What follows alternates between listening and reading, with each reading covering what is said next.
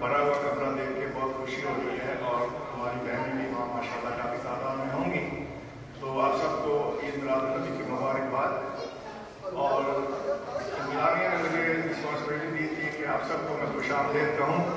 तो मैं बहुत सारे अपने बहन भाइयों को देख रहा हूँ जो दूसरे इलाकों से भी आए हैं, सैन फ्रांसिस्को से आए हैं, स्टार्टन से,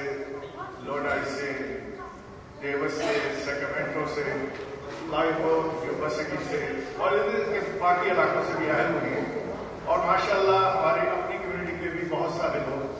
नौजवान भी यहाँ तशरीफ लाए हुए हैं। तो मैं आप सबको मुबारकबाद भी देता हूँ आने के लिए और आप सबका मशकूर भी हूँ और खुशामदीद भी है।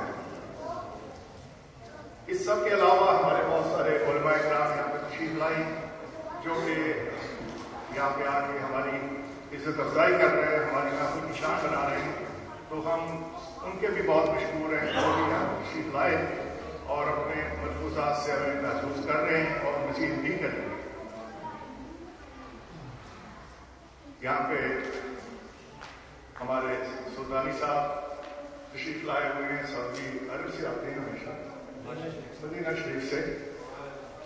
और वो भी इस महफिल में नूर की बरसात करेंगे इंशाअल्लाह। और मुझे खुशी है, मेरा तारफ नहीं हुआ है, मुए मुबारक का भी हमारे भाई ने इंतजाम किया था और एक हमारे भाई को भी लेके आए हुए हैं, तो उसकी भी ज़ियारत होगी। बाद में लंगर भी तकसीम होगा इंशाअल्लाह। और इसका हमारे मेहमान खुसूसी साहबजादा शोएब चिश्ती साहब बर्मिंघम इंग्लैंड से तशरीफ लाए हुए और मैं उनका भी बहुत मशहूर हूँ, उन्हें वेलकम कहता हूँ और इंशाअल्लाह हम उनकी बातचीत भी सुनेंगे अभी। मेरी खुशकिस्मती है कि कल उन्हें सैन फ्रांसिस्को से रिसीव करने का आनर मुझे रिसीव हुआ था और जब उनकी फ्लाइट बाहर आई और कस्टम से वो फारिग होके बाहर तशरीफ लाए और हम एयरपोर्ट से निकले तो IAD जिसके हम इधर आ रहे थे वो पार्किंग लॉट बनी हुई थी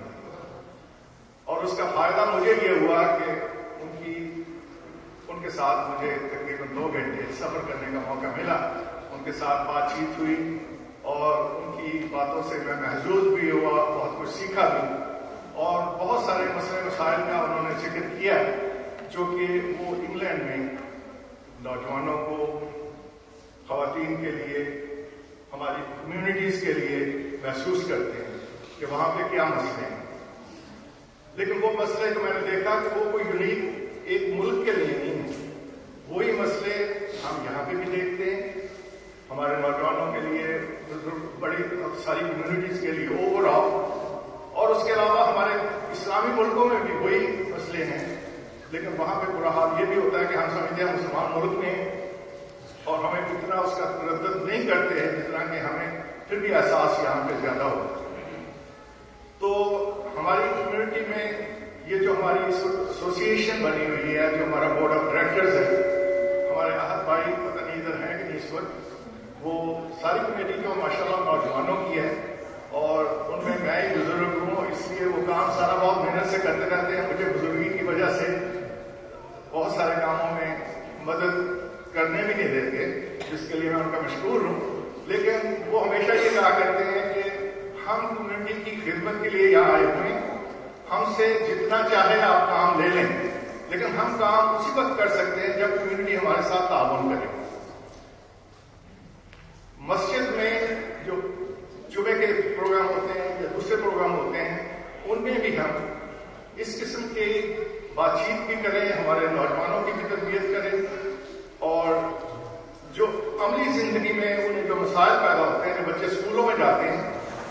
उनके लिए बहुत सारे मसले हैं और उनके बारे में हमें गौर करना चाहिए। बाद दफा हमें पता भी नहीं होता कि हमारे बच्चों को क्या मसले फेस हो रहे हैं। अक्सर मैंने देखा कि हमारे प्रोग्राम में हम ये महफिल बड़ी मुअज़्ज़ज़ महफिल है, इसमें हम नबी करीम की शान बयान करेंगे, लेकिन दूसरे प्रोग्रामों में भी हमें अमली जो हमारे मसाइल हैं उनके बारे में बात करते रहना चाहिए। नबी करीम की शान से किसको पता नहीं हो सकता जो हम यहाँ पे बैठे हुए हैं। اور یہی بات نہیں ہے، اس دنیا کے جتنے بھی معزز سمجھدار لوگ ہیں وہ خواہ کسی بھی مذہب سے ہوں یا ملک سے ہوں، ان سب کو میں ایک دفعہ پھر کہتا ہوں، ان سب کو پتا ہے کہ ہمارے نبی کریم صلی اللہ علیہ وسلم کی شان کیا ہے۔ میں آپ کو 3 مثالیں دوں گا، اس کی بات کر کے ختم کروں گا انشاءاللہ۔ اور اکثر لوگ اس کتاب کے بارے میں جانتے ہیں، 1978 میں مائیکل ہارٹ نے ایک کتاب لکھی تھی، The 100، اس کا ترجمہ اردو میں کیا گیا تھا 100 بڑے آدمی۔ 100 بڑے آدمی، اس نے اس کے خیال میں جو دنیا میں سب سے بڑے بڑے مفکر سمجھدار جنہوں نے دنیا کے اوپر اثر اندازی کی، ان 100 بندوں کی اس نے لسٹ بنائی، اور لسٹ بنائی تھی جو سب سے بہترین وہ سمجھتا تھا اس کا نمبر 1 پھر 2 پھر 3 پھر 4، اور نمبر 1 بھلا کس کا تھا؟ ہمارے نبی کریم صلی اللہ علیہ وسلم۔ وہ مسلمان نہیں تھا، وہ عیسائی تھا، یورپین تھا، اس نے اس کو ریکگنائز کیا۔ کسی بھی ملک میں اس کی سپریم کورٹ جو ہوتی ہے وہ سب سے اعلیٰ وہاں کی عدالت ہوتی ہے، سب سے اعلیٰ۔ یو ایس سپریم کورٹ جو واشنگٹن ڈی سی میں ہے اس وقت، خاص طور پہ جو ہمارے اسکول میں جاتے ہیں یا باہر ہم جاتے ہیں بچے، ان کی اطلاع کے لیے ہے کہ یو ایس سپریم کورٹ آج نہیں بنی، 150-200 سال پہلے بنی ہوگی، بہت شاندار بلڈنگ ہے۔ اس کا جو ہال ہے جہاں پہ ججز بیٹھتے ہیں، اس کی دیواروں کے اوپر انہوں نے دنیا میں، ان کے خیال کے مطابق دنیا میں جو سب سے زیادہ بڑے قانون دان تھے ان کی تختیاں لگائی ہوئی، اور ساتھ میں انہوں نے اپنے خیال کے مطابق ان کی جو شکلیں ہوں گی، جو خیالی شکلیں بنا کے ہر ایک کی لگائی ہوئی ہے، اور ایک تختی جو دوسرے نمبر پہ لگائی ہوئی ہے، اور جو کہ ٹیبلز کے پیچھے ساتھ دیوار کے اوپر، اس کے اوپر ایک صاحب بیٹھے ہوئے ہیں جن کے ہاتھ میں قرآن پکڑا ہوا ہے، اور ان کے خیال میں تو وہ نعوذ باللہ پروفیٹ محمد صلی اللہ علیہ وسلم کی تصویر بنایا ہوا تھا نا۔ اور جب مسلمانوں کو پتہ چلا، ہماری آرگنائزیشنز نے ان کے ساتھ رابطہ کیا، تو انہوں نے معذرت کی اور انہوں نے کہا کہ ہمیں افسوس ہے کہ آپ کا ہم نے دل دکھانا نہیں چاہا تھا، آپ چونکہ آپ کا دل دکھتا ہے ان چیزوں سے تو ہم معذرت کرتے ہیں، ہماری انٹینشن آپ کو نہیں تھی دل دکھانے کی، ہمیں پتہ نہیں تھا، لیکن اب چونکہ یہ لگ گیا، ہم اس کو ہٹائیں گے تو اس سے یہ جگہ بدی لگے گی۔ تو اس کے نیچے انہوں نے لکھ کے لکھا دیا ہے کہ نبی کریم صلی اللہ علیہ وسلم کی کتاب ہے جو ان کو اللہ تعالیٰ نے دی تھی، ہمارا مقصد کسی مسلمان کا دل دکھانا نہیں تھا، اور ہم یہ سمجھتے ہیں یہ ہم نے ویسے سمبل کے طور پہ لگا دی ہے، اور اس کو آپ ایسے ہی لیں۔ یہ یونائٹڈ اسٹیٹ کی سپریم کورٹ میں آج بھی آپ جا کے دیکھ سکتے ہیں۔ وہ صرف اسی لیے ہوا کہ انہیں ہمارے نبی کریم صلی اللہ علیہ وسلم کی شان کا پتہ تھا۔ اس وقت وہ کارٹون بھی بناتے ہیں، رمزیاں کرتے ہیں، سارا کچھ ہے، لیکن جو سمجھدار، جو اعلیٰ درجوں کے لوگ ہیں، انہیں ان سب چیزوں کا پتہ ہے۔ ایک اور چیز آپ کو میں بتاؤں گا، اور ہمارے نوجوانوں کو اسکول میں، کالج میں، اسٹیٹ میں کام کرنے والے، ادھر کام کرنے والوں، سب ہمارے بہن بھائیوں کو یہ پتہ ہونا چاہیے، دنیا میں چند نامی گرامی یونیورسٹیاں ہیں جن میں داخلہ لینا بڑا مشکل ہوتا ہے، اور جو وہاں سے نکل جاتے ہیں بہت کامیابی حاصل کرتے ہیں۔ ان میں ایک یونیورسٹی جس کو آئیوی لیگ کہتے ہیں، ہارورڈ یونیورسٹی ہے۔ کس کو پتا ہے نوجوانوں کو ہارورڈ یونیورسٹی؟ ہارورڈ یونیورسٹی کا نام سنا ہوگا سب نے۔ اس کا جو لا کالج ہے، دنیا کا بہترین لا کالج ہے، یہاں سے بڑے بڑے اٹرنیز نکلتے ہیں، لا سیکھتے ہیں۔ اس کالج کی جو لا لائبریری ہے، اس لا لائبریری کے فرنٹ کے اوپر انہوں نے 3 کال لگائے ہوئے ہیں، 3 کال۔ سب سے پہلے انہوں نے لگایا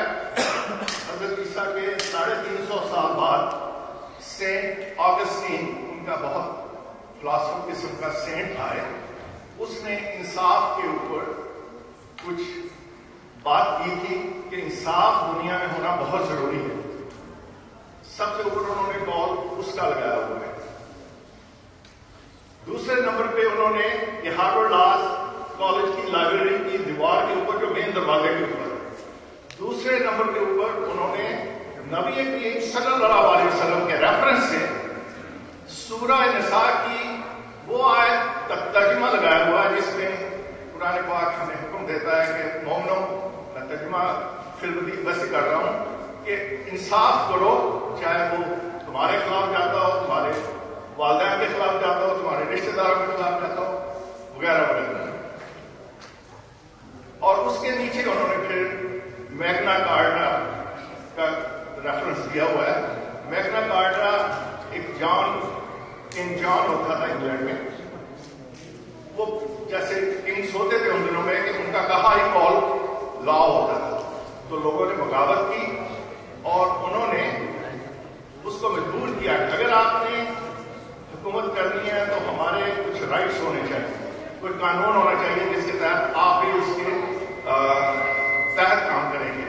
تو انہوں نے جو ایک قانون بنایا تھا اس کو میگنا کارٹا کہتے ہیں، اور اسی کی بنیاد کے اوپر انگلینڈ میں اور باقی دنیا میں جہاں پہ بھی قانون بنا جہاں پہ ان کی حکومت کی پاکستان انڈیا میں، وہ میگنا کارٹا کے بیس کے اوپر ہی انہوں نے سارے لاس ڈیولپ کیے. تو میرا کہنے کا مطلب ہے کہ وہ اس لائبریری میں بھی انہوں نے وہ ہمارے نبی کریم صلی اللہ علیہ وسلم کا ریفرنس کیا. تو اس لحاظ سے ہمارے نبی کریم کی شان سب دنیا کو پتہ ہے، جو سمجھدار لوگ ہیں، جو جانتے ہیں. لیکن ہم پتہ نہیں ہر وقت اسی شان کی بات کرتے رہتے ہیں، اور ہمیں کرنی بھی چاہیے، ان کی شان بیان کرنی چاہیے. لیکن نبی کریم صلی اللہ علیہ وسلم غار حرا سے باہر نکل کے آئے، ہر کام کیا، لوگوں سے رابطے کیے، مسجد نبوی میں آ کے بیٹھ کے نکلے گئے، اور صرف ان کے صحابہ کے نام جو ہمارے بہت بڑے بزرگ ہیں انہوں نے صرف ان کے بارے میں باتیں نہیں کی اور بیٹھے نہیں گئے. صحابہ بھی نبی کریم بھی باہر فیلڈ میں جاتے تھے،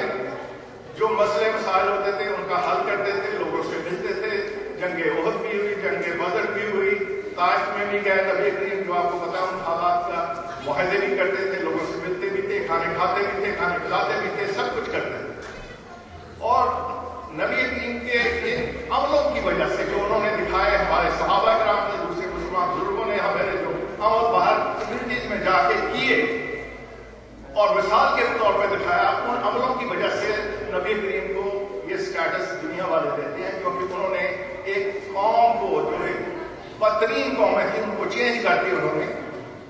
بہترین قوموں میں تبدیل کر دیا. اور بڑی بدقسمتی یہ ہے کہ آج ہم طرح طرح کے مسئلوں میں گھرے ہوئے ہیں. میری علماء کرام سے بھی یہ درخواست ہے، ہماری خاص طور پہ ہماری مسجد سے ریلیٹڈ کمیونٹی کے ساتھ ہے کہ ہماری کمیونٹی یہ چاہتی ہے کہ ہم اپنے بچوں کے لیے،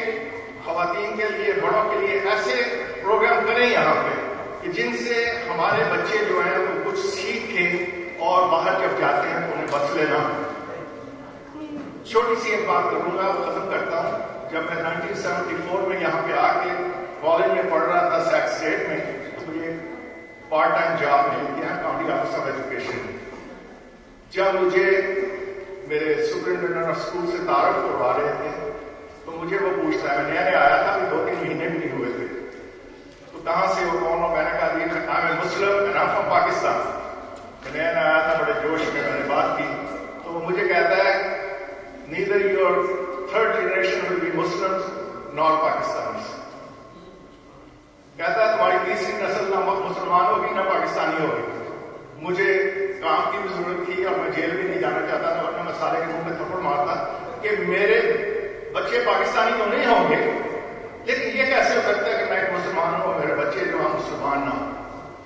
تو یہ بات مجھے کبھی بھولی نہیں ہے. اس کے بعد یہ ہوا کہ میں نے اپنی فیملی کے بچوں کو، میں اسٹیٹ میں جہاں پہ بھی میں کام کرتا تھا میں ٹھہراتے تھے، ان کو میں سیرا اسلام وہ سکھاتا رہا اور میں نے دیکھا کہ ان کی زندگی میں اثر ہوتا تو ہم سیکھتا. تو ہمیں، میرا کہنے کا مطلب یہ، اس کا یہ نہیں تھا کہ وہ نام بدلیں گے ہمارے بچے. اس کا مطلب یہ تھا کہ تیسری جنریشن تک ہم اپنے اقدار کو، اپنے مذہب کو اتنا بھولتے جاتے ہیں، اتنا پتلا کرتے جاتے ہیں، اتنی چیزیں ہلکی ہو جاتی ہیں کہ جن چیزیں میں 74 میں جیسے محسوس کرتا تھا آج میں وہ ایسے محسوس نہیں کرتا. مجھے افسوس ہوتا ہے کہتے ہوئے، کیونکہ ہم بہت سارے کمپرومائز کر لیتے ہیں. پھر ہمارے بچوں کو ہم جتنی چیزیں سکھائیں گے اگلی نسلوں کو تو وہ اسی میں سے بتائیں گے. اگر ان کو 10 چیزیں بتائیں گے تو وہ 2 چیزیں کسی کو سکھائیں گے جو ان کو جان دیں. تو اس لیے ہماری کوشش یہ ہے کہ ہم یہاں پروگرام کریں جہاں سے ان کو احساس پیدا ہو کہ ہم کیا ہیں, ہمیں کیا کام کرنے ہیں تو کیوں کرنے ہیں, کیا کام نہیں کرنے ہیں تو کیوں نہیں کرنے. یہاں کے بچے ہمیشہ یہ سوال پوچھتے ہیں why should I do it, why I shouldn't do it, اور ہماری رسپانس کیا ہوتی ہے جو کر رہے ہیں وہ تھپڑ مارنا پڑتا ہے. تو وہ جب بڑے ہو جاتے ہیں 18 سال کے ہو جاتے ہیں تو پھر وہ آزاد ہونا شروع ہو جاتے ہیں, نام مسلمان ہوتے ہیں لیکن آہستہ آہستہ وہ ہمارا کمزور ہوتا جاتا ہے سارا مسئلہ. تو پلیز آپ سب سے میری درخواست ہے کہ جہاں پہ ہم ہیں یا جہاں جہاں بھی ہیں, خاص طور پہ یہ بات میرے ذہن میں اس لیے بھی آئی اس وقت کہ ہمارے محترم مہمان خصوصی جو انگلینڈ سے تشریف لائے ہیں انہوں نے بھی اس بات کا یہاں پہ میرے ساتھ ذکر کیا وہاں پہ, اور میں بہت مشکور ہوں کہ چشتی صاحب ہمارے درمیان آج موجود ہیں اور وہ مجھے پتا ہے کہ اپنے ملفوظات سے ہمیں بہت محظوظ کریں گے, اور میں آپ سب کا ایک پھر بہت بہت شکریہ ادا کرتا ہوں اور آپ کو سب کو ویلکم کہتا ہوں. نعرہ تکبیر,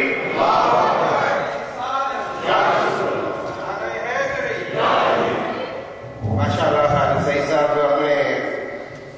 خیالات کا اظہار فرما رہے تھے اور ایڈوائز جو ہے ان کی اس کے مشہور ہیں, اور میں آپ سب کی طرف سے اور علماء کی طرف سے, مہمان خصوصی کی طرف سے بھی ان کا اس مسجد کی انتظامیہ جناب اس مسجد کے خطیب قاری عامر حسین چشتی صاحب اور خالد سعید صاحب اور جو ان کی انتظامیہ ان کے بھی ہم مشہور ہیں,